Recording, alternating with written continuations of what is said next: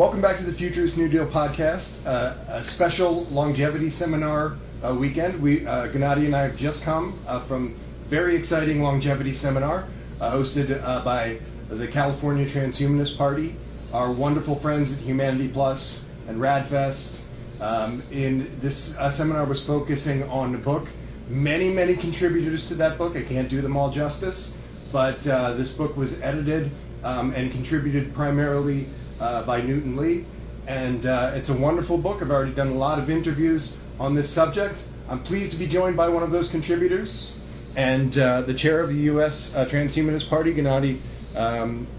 It's good to have you on the podcast. Thank you, Ben. Yeah. I'm very pleased to be here. I think it was quite a successful event. It was an example of the transhumanist community, the transhumanist movement coming together in producing a work that is really the master compilation of contemporary transhumanist thinking. It is one of the largest transhumanist publications ever, and it brings together insights from a variety of disciplines, a variety of fields of endeavor that are all encompassed under this umbrella of transhumanism. So we have essays on life extension, on artificial intelligence, on philosophy, on history, on art, on culture, and furthermore, on politics. My chapter, which is chapter 5 in the Transhumanism Handbook, is called The United States Transhumanist Party and the Politics of Abundance. I've actually made that chapter freely available online on the Transhumanist Party website, transhumanist-party.org, in the spirit of this mindset of abundance. And that was actually the subject of my presentation during the seminar today. Each of the authors who were in attendance had about 10 minutes to present, and it is really challenging in 10 minutes to determine what one's areas of focus should be, especially for the Transhumanist Party, given how many areas of endeavor we are involved in. And my chapter in the book is 60 pages, so I was thinking, what could I do in 10 minutes to do justice to a chapter that is 60 pages? And I realized, because of the time frames of publication and how long it generally takes to get the content assembled and proofread and ultimately released by an academic publisher like Springer Nature, my essay was current up to December 31st, 2018, in terms of chronicling the key developments in the history of the Transhumanist Party and the key achievements that the Transhumanist Party had undertaken and accomplished. So for this presentation, I decided to essentially extend that narrative a bit further into 2019. And I decided to lead with a discussion of this pervasive scarcity mindset, which really drives a lot of the toxicity in contemporary politics. And I continued by discussing how transhumanist politics is different, how both in the short term and in the long term, transhumanist politics seeks to overcome this mindset of scarcity, and how sometimes it's a challenge, but nonetheless it's a challenge that we need to take on. And I used that to lead into some of the concrete initiatives that the Transhumanist Party has undertaken in 2019 in order to overcome that mindset of scarcity and also engage with the public. Examples of those initiatives are the I Am Transhuman campaign, which anyone can participate in, our success at the Nevada State Legislature in helping to amend Assembly Bill 226, which originally was quite an onerous and invasive kind of legislation. It would have prohibited even voluntary microchip implants, and we removed the prohibition on voluntary implantation as a result of our activism and our cyborg and transhumanism forum that we held at the Nevada State Legislature. Yes, indeed. And finally, I mentioned our recent Transhumanist Symbols project as an example of the abundance mindset, in that we encouraged our members to develop a wide variety of symbols that could stand for transhumanism in general, and we've essentially released those symbols out into the public domain so that anyone can take advantage of them, utilize them in their own communications and their own representations of transhumanism, recognizing that this is a broader movement and not a proprietary movement, which would be kind of an oxymoron anyway. Mm-hmm. And of those, so I should say of this book, a lot of our members got a chance to read your chapter before they got their hands on the book, mm-hmm. which is a nice thing. If you haven't got a hold of this book, buy it.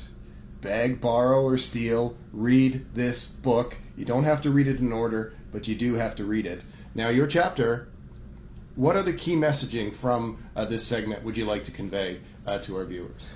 So, in terms of my chapter, really the key messaging is in terms of the aspirations of transhumanist politics, because progress in human endeavors is neither automatic nor inevitable. It takes work to accomplish it. And we do live in a much more technologically advanced age, an age of much greater material abundance than our evolutionary ancestors experienced. But we're still held back by some of the same evolved mindsets that might have conferred a survival advantage in the Paleolithic era, but are counterproductive now. And transhumanist politics has as its primary aim the advocacy of dramatic technological progress in all areas of life and in all areas of technology, to push outward the boundaries of material scarcity, especially the scarcity of time that constrains our horizons and limits our ways of thinking. So the purpose of transhumanist politics is to introduce a completely different narrative into the political discourse. So much of mainstream politics is very short-term oriented. It's very adversarial. It's very zero-sum. The perception is that one's adversaries have to lose in order for one to win. And the Transhumanist Party, through its history, through its mode of operations, through the kinds of ideals that it champions, undertakes an entirely different approach. So we seek to be positive-sum. We seek to build bridges with people. We seek in our own processes, for instance, our internal ranked preference ballots or our openness to members from all over the world, to exemplify the new kind of thinking, the new transhuman era that we wish to bring about. And the chapter is a discussion of the specific ways in which we do that, of the specific events in which the Transhumanist Party has been involved, some insights from key figures within our party or experts whom we have engaged to provide their thoughts on a variety of disciplines. And you can see from that unfolding both a short-term set of goals as well as a longer-term set of aspirations for transhumanist politics that my chapter delves into in depth. Mm-hmm. Very nice, very nice. You know, a few moments ago, you and I were talking about the role of third-party organizations. We were talking about strategies for really getting the most bang for your buck from this kind of operation. Now, you have done incredible work in presenting a serious-minded organization. You've done truly incredible work with making these inroads to legislation, defeating this horrible legislation that was nearly passed in Nevada, were it not for this transhumanist resistance. How do you feel about the idea that a third-party organization is constrained and has to focus more on a lot more on optics, a lot more on a certain kind of presentation, a certain kind of publicity, a certain kind of political theater, even, and things beyond. Where do we find a good balance there? Yes, well, first of all, thank you very much for your good words. They are greatly appreciated. And in response to your question, I think for a third party in American politics, because the obstacles are so great to achieving electoral success, really the focus needs to be on changing the terms of the conversation. And in order to change the terms of the conversation, of course, a party trying to do that has to set the bar higher for itself than the two major parties allow themselves to engage in terms of their conduct. So, for instance, there is a lot of toxic rhetoric thrown around by the Republicans and the Democrats at one another as well as within their own ranks. And if we want to be the party of principles, if we want to be the party of ideals pointing the way toward a better future, then we need to stay above that kind of rhetoric and above that kind of conduct. Because ultimately, a lot of people are upset with the state of contemporary politics, and they're looking for alternatives. They are even looking for alternatives within the major two political parties, which is one reason why Donald Trump attracted a lot of popularity. Even though he had a lot of egregious tactics, he was perceived as being different, as being refreshing in a certain sense. This is one reason why Andrew Yang is attracting a lot of attention within the Democratic Party right now, because his message is perceived as being a challenge to this conventional toxicity of mainstream politics. So for a third party to have that kind of reception, we also have to very strongly differentiate ourselves, but in a favorable manner, because I think the experience of Trump has shown a lot of voters that it's not differentiation for the sake of differentiation that matters. It's differentiation with a constructive goal in mind. So transhumanism's goals are highly constructive.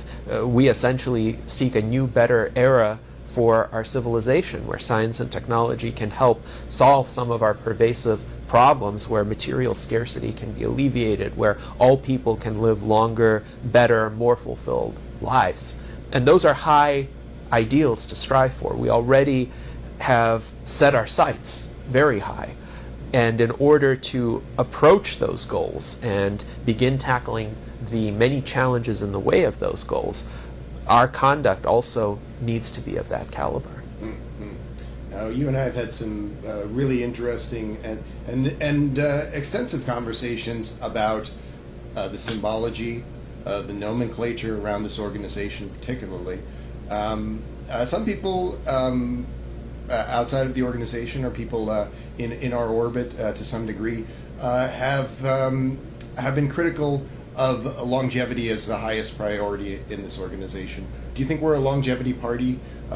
Should that be our focus? Well, the first core ideal of the U.S. Transhumanist Party is that the Transhumanist Party supports significant life extension achieved through the progress of science and technology. And we deem that core ideal to be so important that it is within the immutable part of our Constitution. So it cannot be amended away. And Zoltan Istvan, actually, when he founded the Transhumanist Party, also ran under three core principles. One is longevity, the other is secular values, and the third one is combating existential risk. And they had been rephrased into the core ideals when I became chairman to attempt to be more inclusive of a broader variety of perspectives. But really the essence is still there. Those are the key aspirations for transhumanists. And there are many other aspirations besides. Certainly other topics are not off limits. We support the acceleration and advancement of technology in all areas and affecting all areas of human life. But longevity is really one of our distinguishing features. No other political party, even a party with ambitions for positive political and electoral reforms, has addressed the subject of longevity as comprehensively and with as much passion, with as much erudition and as much evidence-based thinking as the Transhumanist Party has brought into the conversation. So I think to lose that would be a great shame, but fortunately we have a community that is actively interested in discussions of longevity, so that is very much going to continue to feature at the forefront of our platform and the rhetoric that we deploy. Now, the Futurist New Deal, our slogan is radical life extension is closer than you think. I want to ask you, do you have any personal policy initiatives or institutional initiatives that you want to see undertaken that are not being addressed by this current primary or other structural concerns? Well, I think there should be more of a discussion about the speed of regulatory approval processes for various emerging medical right to treatments. Try. We need better right to try. Yes, better right to try. Indeed, I would encourage transhumanists to look into models in other countries, for instance in Japan, where once a treatment has passed certain safety tests, part of the efficacy testing can be performed in the act of actually marketing those treatments and gathering data on actual subjects within the general population instead of doing potentially quite costly clinical trials. So that's one area that I would very much like to see discussed to a greater extent. Another area that I would like to see discussed is how to spur on innovation in terms of new entrants into the fields of developing these kinds of treatments. So in the United States we have a fairly restrictive patent system in that sometimes even drugs or devices that have been long available, far longer than the 20-year patent time frame, can get repatented because some other application for them is found. Or there are certain situations where, for whatever reason, even generic drugs or generic devices become monopolized by a single entity that then drives up the prices on them astronomically. So we need to find a way to have a truly open, competitive market for the development of these treatments so that these forces of competition can drive down the costs, and we don't have a situation where a single company can hold hostage the advances, both in terms of qualitatively new discoveries as well as ways to more effectively produce the drugs and treatments that are already available. Now, right there you spoke of something that's akin to patent trolling. Mm-hmm. We've had a lot of interesting conversations about policy notions and political philosophy. Would you say on this issue that you are a copy leftist?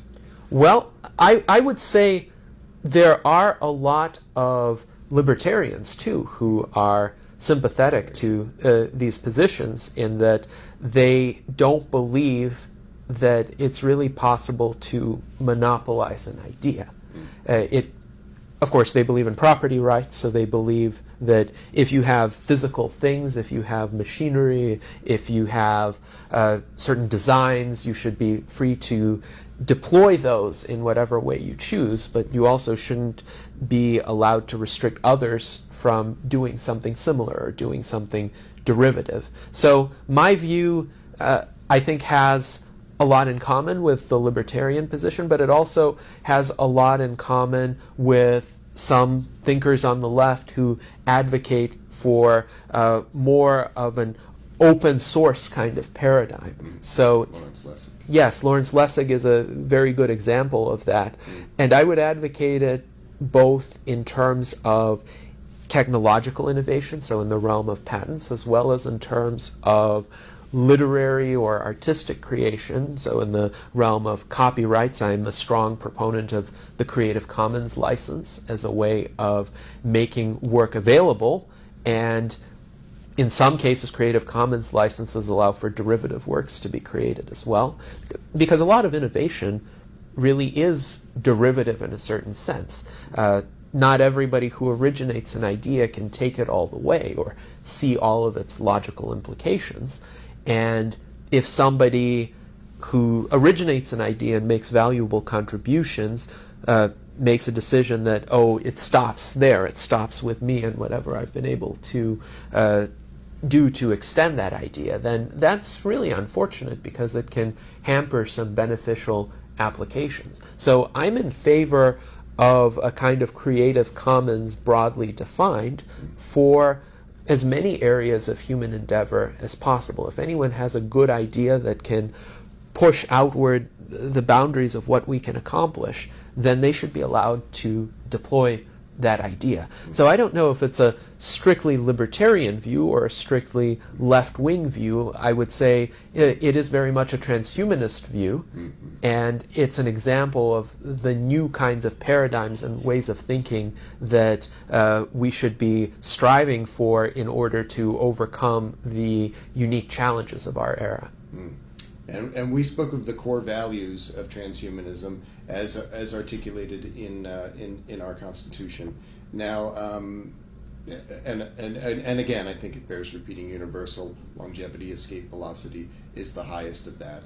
And people who aren't on message with that in this organization, I think, are doing us all, to some degree, a disservice. But all of those things also are very much driven by advanced algorithms. Do you have concerns about intellectual property of the similar kind around open sourcing of algorithms, even in talking about more advanced things like superintelligence? Yes. So I have reviewed in various capacities a lot of proprietary algorithms that are used for particular applications, and it's interesting because while I can't disclose the details of those algorithms, I can say there are certain areas of similarity among them. And a lot of entities that develop those algorithms, they think that they have the best and latest and greatest and most unique type of approach. But really, from the standpoint of someone who has seen a lot of them, I see many common areas, and perhaps areas where a lot of these entities are reinventing the wheel, or if they're doing something that makes sense to a lot of people, perhaps the proprietary aspect or the secretive aspect is kind of overkill on their part. That is, if they were to share this information with one another, I don't think that many people would be surprised. On the other hand, what this emphasis on confidentiality and proprietary development of systems does is it prevents scrutiny in the public eye of certain methods and assumptions and treatments within those algorithms that perhaps ought to be scrutinized. Now, I've been on record in saying I'm actually less worried about the smart algorithms of the future than I am about the dumb algorithms of today, the kinds of scorecard systems that are really quite deterministic, but what they do is they draw sweeping generalizations about people that happen to fall into a particular category. And of course, the most egregious example of that is the Chinese social credit system, which really is quite a totalistic system in attempting to classify people not just by their own behaviors and activities, but even by their associations. So having this discussion out into the open, having these algorithms developed in an open source fashion, allows scrutiny of assumptions which may be faulty. And those assumptions may be self-serving on the parts of certain entities. So for instance, the Chinese government wants to monitor the population, restrict the expression of certain ideas, and maintain social order in their own view. And the social credit system allows them to do it.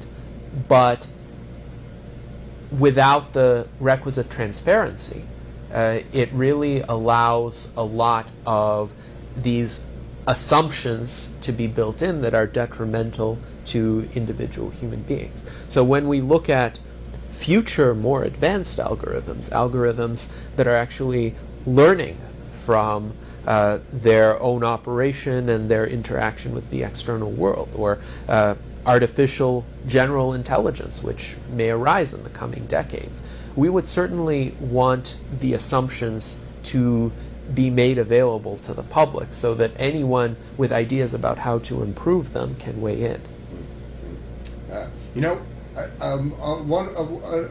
By way of segue, today at our conference we met two gentlemen, and they do have a proprietary algorithm. So I will not mention the name of their company at this time. But these gentlemen were developing a natural language processing application that has pretty tremendous implications. This is something that would basically be allowing people to so much enhance their productivity and catalyze their work product and other efforts by going well beyond the digital assistants that we have access to today. And this is something that coming to this event, I skipped the lunch. I'm not a wealthy man. I paid the $27.50 using the 50% off discount. A lot of people that I spoke to, I said, "Are you coming to this? You're in Los Angeles. Why are you not coming to this?" They said, "It's too expensive." Please consider, all of you, your dedication to these organizations, your dedication to these discussions, because in this conversation with these gentlemen, I was so moved and impressed by this technology. We are looking at Moore's Law, techno-singularitarian takeoff. Tell me about your feelings about the singularity. Yes. So I've been on record saying that I actually think humankind has had 3 technological singularities already. One in the agricultural revolution, one in the industrial revolution, and one in the information revolution that occurred during the mid-20th century. And the reason why I mention those is that their effect on the human condition, on what life is like after the occurrence of these technological breakthroughs, is such that the people prior to their advent would not have been able to foresee what life would have been like afterwards. So even the greatest minds of the prior paradigm would have only been able to see so far. For instance, Leonardo da Vinci, he was the paradigmatic genius of the agricultural age, and he foresaw some impressive contraptions, flying machines, for instance, but he wouldn't have been able to foresee the assembly line the way that Henry Ford developed it, or the kind of paradigm shifts in human well-being that originate from mass production. Now, Henry Ford, the author of the contemporary assembly line process, he would not have been able to foresee smartphones or the internet, because that's a fundamentally different paradigm of technology, a fundamentally different way of interacting with technology, and a fundamentally new set of capabilities that these kinds of breakthroughs made available. So likewise, from our current standpoint, being in this information age, it would be difficult for even the leading thinkers of our era, people like Ray Kurzweil, to foresee what would happen after the next singularity. Now, the next singularity would occur because of a convergence of a wide array of emerging technologies, but most particularly biotechnology, nanotechnology, automation, and artificial intelligence. All of those coming together to create possibilities that are not just arising from one of those fields, they arise from the synergies and interactions between those fields. So, as an example, artificial intelligence can speed up drug development in that the AI algorithms can process far more data than human researchers would be able to process. But also biotechnology and the advent of effective medical treatments for senescence can be greatly accelerated by the advent of nanotechnology and having, say, nanobots in our bloodstream going around repairing cells instead of having cruder interventions that are more characteristic of 20th century medicine. But when those advances interact with one another and open new possibilities, it is extremely difficult, if not impossible, for someone from our vantage point to anticipate all of the permutations, all of the interactions, and all of their secondary effects. So a lot of the fallacies that arise about the technological singularity, or what I would say is the next technological singularity, stem from assuming that the rest of the world is going to remain fairly static or fairly recognizable up to that moment, and then all of a sudden something changes in a snap second, and super intelligent AIs are now in charge of everything, and they are better at everything than humans are, and we are now obsolete. I don't think that is how this technological singularity is going to unfold. There's not going to be a single moment in time where, snap, it all happens. That's the kind of hard takeoff scenario that I don't subscribe to. I subscribe to more of a soft takeoff position in which there's going to be an incremental buildup of technologies. And through that buildup, those of us who pay attention are going to find it comprehensible. We're going to be able to construct a path from here to there in retrospect.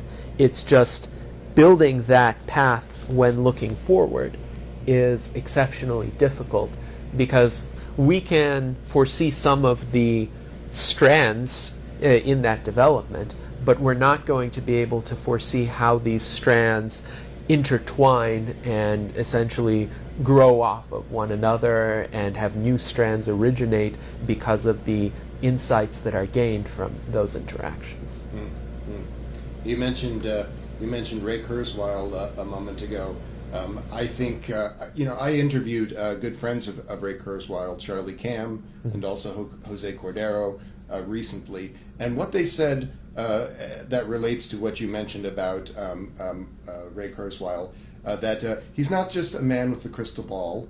He's not just a lucky prognosticator. He was a man who was using the data in the smartest way, and that is how he was able to predict these emerging technologies well in advance of their development at this extremely high level, that almost would seem like that of a prognosticator, 80 to 85% correct on so many of these things. And I hope that one day I get a chance to speak with Ray Kurzweil. I'll probably start crying like a tiny little baby, but I hope that one day I would get a chance to talk to him. Now, you mentioned a few moments ago the idea that maybe we aren't facing a hard takeoff, which I will tend to remain philosophical on, but I would tend also to agree. There have been people in the news, organizations like Google Labs, organizations like DARPA, private organizations developing very advanced brain-computer interfaces, which would tend to allow humans to stay ahead of the curve with a runaway advanced algorithm or a hard takeoff. Do you encourage that sort of rhetoric? Do you think that is a worthwhile thing to be doing in the possibility of a runaway technology? I think brain-computer interfaces are definitely a worthwhile goal. It is essential for humankind to develop a solution to the problems of information overload that we are facing today.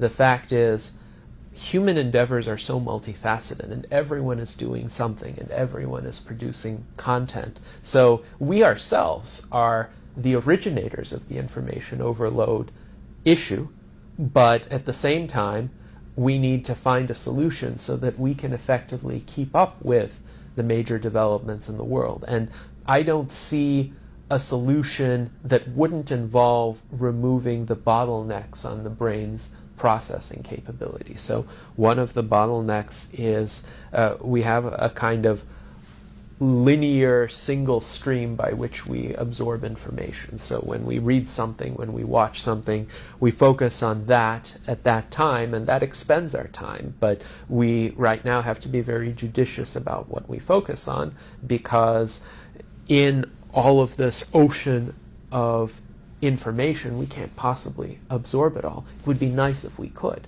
So if we had some of the capabilities that are routinely present in computers today, the ability to upload information very quickly and have perfect fidelity in the retention and recall of that information, that would be a paradigm shift, and that would enable tremendous human capabilities to be liberated, but also for humans to have a much more accurate awareness of what is happening in the world. Imagine if all of us could keep up with what all of the rest of us are doing and absorb that information into our minds, essentially by inserting the equivalent of a flash drive or an SD card. Of course, it would be a lot more sophisticated and integrated with our biology. But that would really surpass anything that human cognitive abilities have been able to do up to now, and it would enable us to overcome the information overload. I think once that capability is there, it could be upgraded incrementally, say with better storage space or better techniques for writing this information into our minds and retrieving it from our minds. But once it's there, essentially information overload doesn't need to be a problem ever again. And that, I think, is going to truly revolutionize all aspects of human endeavor. Interesting. We spoke earlier in this talk about a more robust right to try. We in the public health areas, we need to be utilizing every tool at our disposal. Now we're talking about a little bit different area. Some of these advanced brain-computer interfaces may be legislated in the future to be principally for otherly abled people, people who maybe have a locked-in syndrome or quadriplegic syndrome. Now, you and I would tend to want that to be something more open, but do you see any line where a Pandora's box might be opened by cyborgization or by advanced algorithms in this kind? What are your existential concerns? I think the only serious concerns that I would have are in the area of safety. If certain devices have unintended negative side effects on how the brain operates, or if they're implemented without a good knowledge of the theoretical architecture of the human brain or what the entirety of their effects would be, that might, one, cause some people to suffer, which we don't want, and two, create a public backlash, just like, for instance, gene therapies experienced a period of public backlash after Jesse Gelsinger died in 1999, when essentially the gene therapy was administered to him via a virus, and that virus had adverse effects. So one unfortunate aspect of public perception today is that a single high-profile bad incident with an emerging technology gets blown out of proportion. We see that in the realm of autonomous vehicles, for instance, when 40,000 people in the United States die from manually driven vehicles getting into accidents each year. But when a single person dies because of some mishap that loosely involves an autonomous vehicle, and generally it's still human error or it's some setting that has actually been disabled in the autonomous vehicle, and the media are up in arms about it, and a lot of interests that are vested in the status quo will also blow this out of proportion and say, well, we can't be sure that this is safe if people are still dying from it, but they neglect the bigger picture. They neglect the lives that could be saved. So this is one difference between the precautionary principle and the proactionary principle that transhumanists advocate. The proactionary principle holds we need to address the potential benefits of adopting a technology as well as the risks, and in doing so we need to address the risks of not adopting that technology. So at the same time, public perception does play a role in how receptive the general population is to allowing free innovation to occur. So we definitely want to be careful about how these brain-computer interfaces are introduced. And I think that caution, of course, is part of the mindset of the researchers who are working on this technology. I think having incremental steps forward where at first the interfaces would be minimally invasive and they could give capabilities and effects that are generally understood to be harmless, that would be a good way to acclimate people to the very idea of a brain-computer interface. Oh, it can do this nice thing for you. It can calm you down sometimes, for instance, or it can help you focus a bit better. Those are very proximately attainable goals. Indeed, with some external electrodes, certain companies have been able to achieve those kinds of effects, and some people believe that they actually work. So in the future, building off of that foundation, increasingly additional capabilities could be integrated over time. And as long as there's not a dramatic incident of this technology backfiring, I think public opinion will remain fairly receptive. So I think safety is really the biggest concern. If it's safe, if it works, then the effects will be excellent and the positives will immensely outweigh the negatives. Not so long ago, just a few minutes ago, you and I had a post-seminar extravaganza panel, and it was very, very exciting, this seminar and the events, and a great talk. It was good to meet up with Charlie and compare notes. I'm looking forward to seeing him and speaking with him again, Charles Holsopple, that is. But something came up on that panel that I want to discuss with you a little bit more. In recent weeks, I've spoken to Paul Spiegel, an expert in law and public health. I've spoken to Martin O'Day, an expert in public health and business. I've spoken to an emissary from the Estonian e-governance presenter, and all on this subject of a specific kind of almost a pilot program. We could identify a developed, and Paul Spiegel has a lot of ideas on this, a small developed nation that has digitalization and infrastructure in place, and we could create a legal fund or put other pressures on to allow their public health service to become an immortalist public health service, a life extension of public health service. And the upshot, the advantage of this is significant. Because prevention, an ounce of prevention is worth a pound of cure. If you're able to have this level of oversight of citizens, if you're able to incorporate data science and interventions in a comprehensive way, the costs of the public health service can drop dramatically. And what's more, in doing this in a locale of this kind, we could create a shining city on a hill that would be an example to all the world. That would say, hey, you're not a life extensionist. What's wrong with you? There's an entire country of people who are now life extensionists. You need to change the way that your institutions are organized.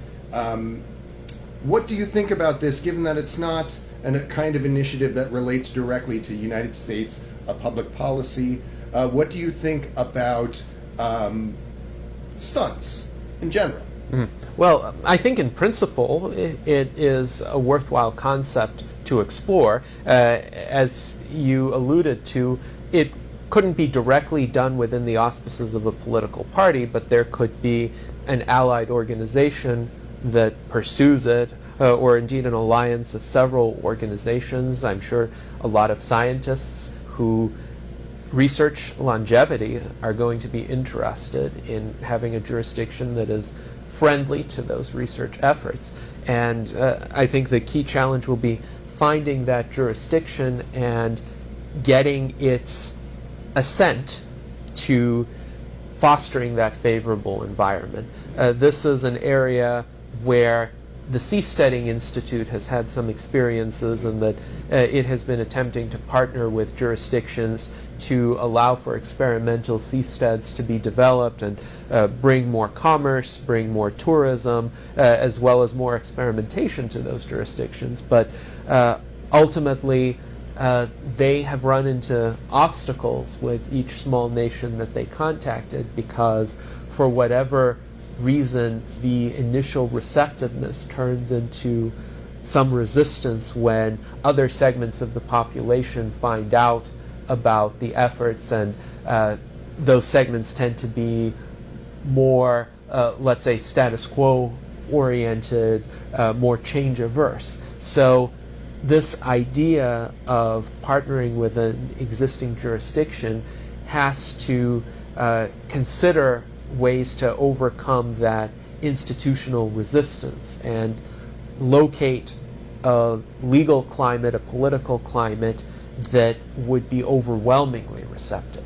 I think it could work if there is a country whose government and whose populace are very much interested in differentiating themselves and also raising their profile as a haven for innovation. That I would gladly like to visit such a haven. Yes, indeed. And in the real world, every jurisdiction has some advantages and some drawbacks, and in some cases the drawbacks are obvious. We probably wouldn't be able to implement such a program in Saudi Arabia or in North Korea, but among the freer jurisdictions, there could be aspects of their laws which are quite friendly toward this idea, other aspects which are a nuisance or may, in some cases, be a deterrent. For instance, some jurisdictions may be more onerous in terms of tax policy, but may be friendlier in terms of the speed of approval for a small business. I think of New Zealand as an example of that as compared to the United States. It's a lot easier to form a business in New Zealand than it is in the United States, but the tax burden in New Zealand is fairly high compared to the United States. And there are sometimes trade-offs when going from one jurisdiction to another. I would say, in addition to policy, cultural considerations also need to be taken into account, because ultimately we would like to have a system like that take root and not be seen by a segment of the population as inimical to their culture. Do you have as we're on the subject of some ideas about nations and their varying degrees of development, do you have any ideas of what you think might be the places, aside from the United States, where we might see takeoff effects, be they soft or hard? Well, in terms of technological innovation, we do see a lot of technological development in China, in Japan. So those are nations that have been very keen on being at the cutting edge of progress. Now, in terms of how development happens in China, more of it is centrally planned, or at least influenced by the Communist Party, and there's a question as to what the outcomes of that would be and whether all of those outcomes would be beneficial. There is also a lot of startup activity in European countries. It's a bit different in terms of the focus and in terms of the regulatory climate there, but there are other respects in which Europe might be more receptive to innovation, particularly smaller European countries that seek to distinguish themselves, like Estonia. Israel has been another haven for innovation, both in terms of longevity research and artificial intelligence. So there is already a bit of jurisdictional competition. I would say the United States, by virtue of its history, by virtue of the amount of industry, including high-tech industry, and the amount of talent in this country, including talent that comes into this country from all over the world, still maintains a lot of the advantages in terms of innovation.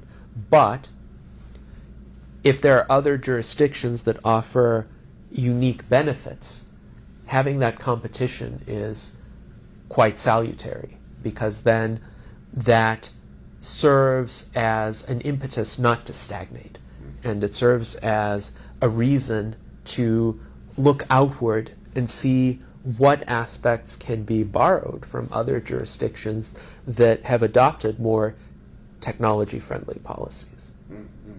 And maybe in conclusion, shifting back to the domestic front, how do you feel about this election?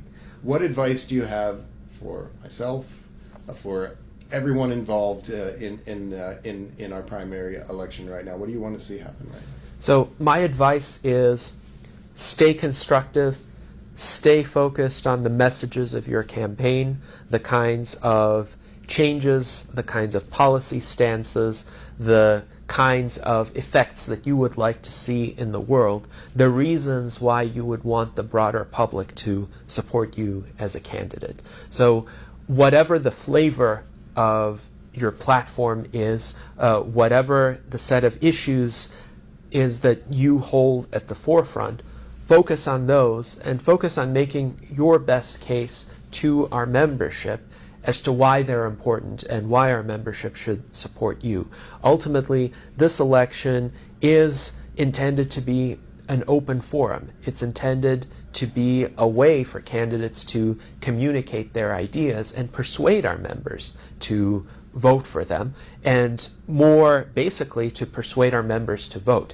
As those of us who have been following this election know very well, there is a 50% turnout rule in effect. So 50% of the then current members of the U.S. Transhumanist Party at the time voting starts will need to cast their ballots before we announce the results. And there is a deliberate design behind that rule, and that design is to get different segments of the transhumanist community to turn out and to get candidates to be building bridges among those segments. So no candidate can win just by virtue of their pre-existing constituency.